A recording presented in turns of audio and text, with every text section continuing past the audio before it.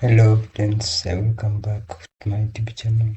So today we're going to share about, we had shared about the introduction to information literacy. So right now I'm going to share with you the primary source and the secondary source. In this session I'm going to share with you majorly the primary sources. Yes. So we are going to share about primary sources majorly in this session.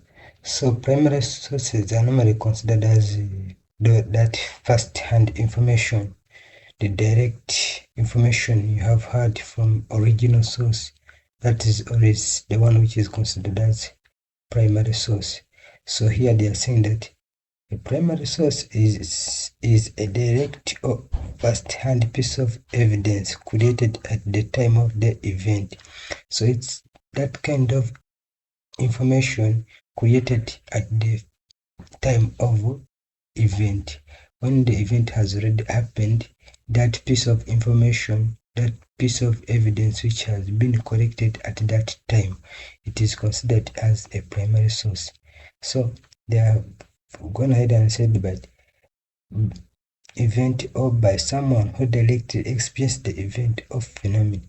So a primary source is always given by a person who was already there in the position when an event was already occurring. So a primary source is always a first-hand information. The moment you hear about something which is primary source, it means that the person giving out that kind of information has received it or has seen it occurring. The piece of has seen it occurring. Let's take an example like an accident. It has occurred somewhere. So when an accident has occurred somewhere, there are always those people who have the first information.